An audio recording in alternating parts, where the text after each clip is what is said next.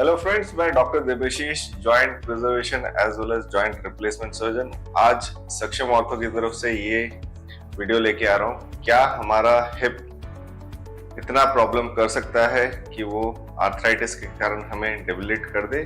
क्या हम इसे अर्ली डायग्नोसिस करके बचा सकते हैं हिप जॉइंट को? तो उसके बारे में, ऑस्टियोआर्थराइटिस के बारे में, ऑफ द हिप के बारे में आज इस टॉपिक में बात करने वाले हैं। जो ऐसे पेशेंट्स हैं जिनको हिप में ऑस्टियोआर्थराइटिस है, उसका डायग्नोसिस हो कैसे? सबसे पहला तो जैसे मैंने आपको बताया, ये अगर सिम्टम्स आपके हैं, इन सिम्टम्स के साथ हिप से रिलेटेड सिम्टम्स हैं, उनमें कौन से टेस्ट कराने से आपको एग्जैक्टली पता चलेगा कि हिप रिलेटेड प्रॉब्लम है कि। बहुत सारे पेशेंट नी और बैक पेन के साथ आते हैं जिनका अनफॉर्चुनेटली डायग्नोसिस डिले होके बहुत देर बाद पता चलता है कि हिप या कूल्हे से रिलेटेड पेन था। सबसे सिंपलेस्ट तरीका, अगर आपका हिप पेन परसिस्ट कर रहा है 15-20 दिन से महीने भर तक, तो सिंपल एक्सरेज में हमें बहुत कुछ पता चल जाता है। X-rays of pelvis with both hip, जिसमें AP and frogs lateral view movement के साथ करने की जरूरत है। इसके अलावा हम कुछ स्पेशलाइज्ड एमआरआईज कराते हैं, पेल्विस का एमआरआई जिसमें दोनों हिप जॉइंट दिखाई दे जाए, तो इनमें हमें आर्थराइटिस, सेकेंडरी ऑस्टियोआर्थराइटिस के सिम्टम्स या फीचर्स अर्ली दिखाई देते हैं।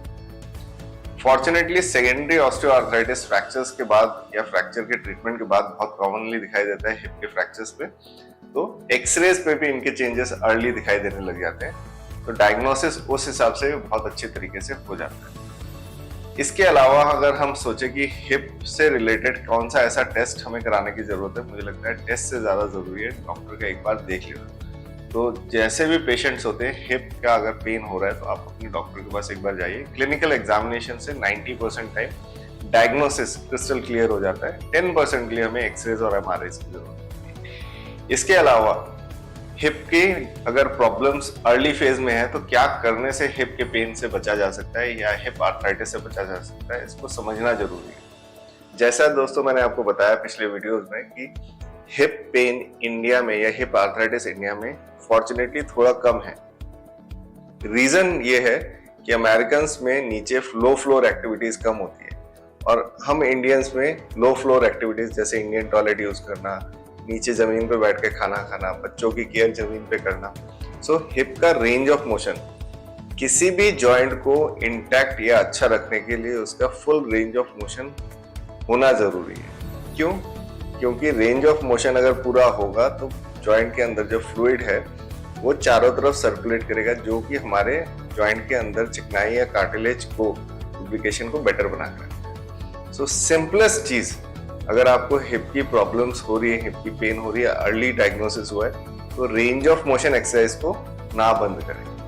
ठीक, रेंज ऑफ मोशन जरूरी नहीं है कि आप स्क्वाट करके, क्रॉस लेग सेट करके ही कर सकते हैं। बिस्तर पे बैठे बैठे हुए हिप की पूरी रेंज ऑफ मोशन को कर सकते हैं, जिसके लिए आप एक अच्छे फिजियोथेरेपिस्ट से भी मिल सकते हैं।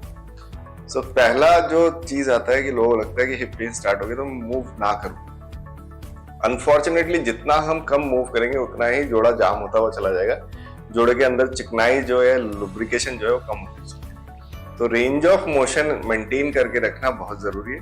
हाँ, डेफिनेटली एक्यूट फेज में आपको कुछ पेन मेडिसिन की जरूरत पड़ेगी, आपका डॉक्टर उसको हेल्प करेगा, मगर क्रॉनिक फेजेस में आप मूवमेंट को जितना बेटर रखेंगे उतना लंबा हिप जॉइंट लास्ट करेगा। नंबर 2, हिप से रिलेटेड जॉइंट्स को इंटैक्ट, मतलब कार्टिलेज डिसऑर्डर जब भी होता है या ऑस्टियोआर्थराइटिस होता है, तो बहुत सारी मेडिसिन हेल्प करती है, जिनमें collagen, glucosamine, chondroitin sulphate, MSM और भी बहुत सारी चीजें हैं, रोजेप एक्सट्रैक्ट, जो कि हेल्प करती है। तो आप अपने डॉक्टर से बात करिए, अर्ली फेजेस में इनका बहुत रोल होता है। नंबर 3, बोन्स को, हिप की अगर बोन्स को हम स्ट्रॉन्ग कर लें, जैसे विटामिन डी और कैल्शियम से ऑस्टियोपोरोसिस को रोकने की कोशिश करें, मतलब हड्डियां अगर नरम है उनको स्ट्रॉन्ग करने की कोशिश करें, एक्सरसाइजेस करें, तो उससे भी हमें हिप के पेन से प्रॉब्लम, मतलब पेन से राहत मिल सकती है। तो ये एक बहुत इंपॉर्टेंट चीज है, लोगों को समझना है कि अर्ली ऑस्टियोआर्थराइटिस में सर्जरी की जरूरत नहीं होती है, बट उसमें हमें रेंज ऑफ मोशन एक्सरसाइजेस, उसमें हमें लुब्रिकेशन ऑफ जॉइंट की मेडिसिन प्लस हमारा वेट कम करना, बोन को स्ट्रेंथ करना, जितनी बोन स्ट्रांग होगी उतना बेटर हमारा जॉइंट परफॉर्म करेगा। अनफॉर्चुनेटली हम लोग जैसे ही पेन होता है तो हम चलना फिरना कंप्लीटली बंद कर देते हैं। जितना हम कम करते जाएंगे उतना अर्ली जॉइंट स्टिफ हो जाएगा।